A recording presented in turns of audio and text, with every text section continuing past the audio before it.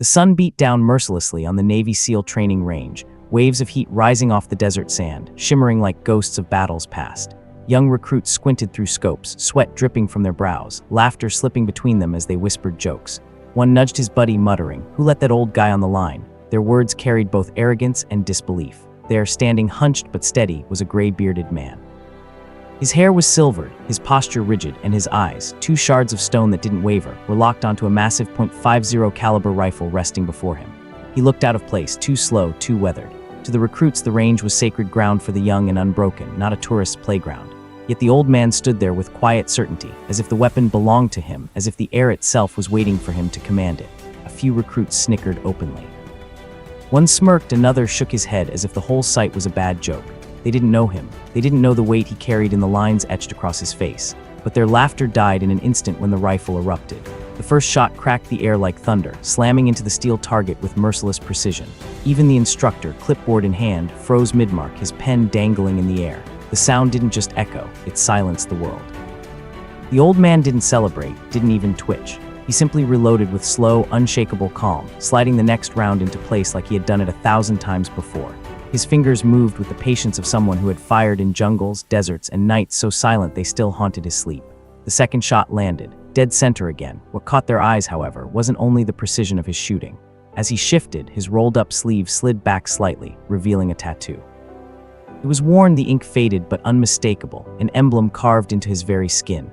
Black ink shaped into a trident with wings, a mark no ordinary man could ever claim. Whispers rippled through the line of recruits, their bravado melting into uneasy silence. Mason, a fresh-faced recruit barely out of Bud's Phase 1, stared harder than the rest. His heart hammered, and for reasons he couldn't explain, his throat went dry.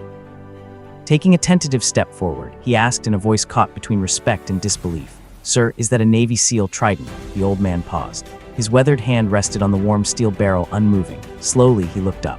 His eyes found Mason, and the weight of them felt like opening a vault sealed with names and missions the world would never know. His voice, when it came, was quiet, almost too quiet to be heard over the wind, but it carried heavier than any roar. "Don't call it that anymore," he said. "Now it's just ink, a reminder of who didn't come back." The air shifted instantly. Laughter, smirks, and cocky grins vanished like smoke in a storm. Mason straightened instinctively, falling into attention. His teammates, one by one, dropped their gazes. The range officer himself stepped forward, clearly unsettled, his voice tight with reverence. "Gentlemen, meet Master Chief Petty Officer Ray McCall, retired, 40 years of service, Operation Red Reaper." Iron Dagger, Cold Dagger, Ghost Rain, half of those still classified. A ripple of gasps swept across the recruits. The names weren't just operations, they were whispered shadows, half-myths never printed in manuals. The man before them wasn't a relic, he was a living chapter of history. Ray didn't respond to the recognition. He simply wiped sweat from his brow and muttered, "I didn't come here to talk, I came to shoot." And then he did. What followed wasn't practice, it was poetry. Each thunderous shot slammed into steel with impossible precision, as if the bullets weren't fired but guided by unseen hands. The rifle bucked, the sand trembled, and targets that had mocked others now stood helpless before him. Shot after shot, each one clean, merciless, unflinching.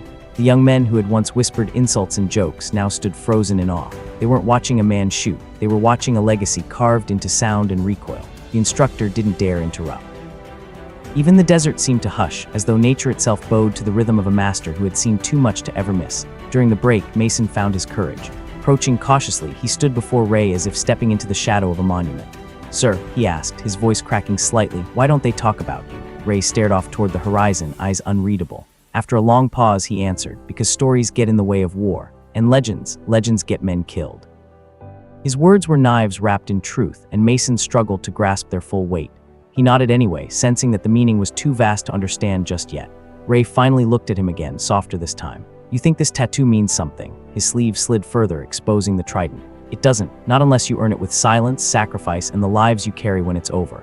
Then he rolled his sleeve back down, sealing the ink and the memories beneath fabric and silence. Around them, the recruits had grown still. The cocky arrogance that had painted the range hours earlier was gone. In its place was silence, the kind of silence that lingers after a funeral. Some nodded quietly at Ray. One young man, unable to help himself, lifted his hand in a salute without even realizing it. The atmosphere had shifted entirely. The recruits were no longer looking at an old man. They were staring at a mirror of what they could only hope to become.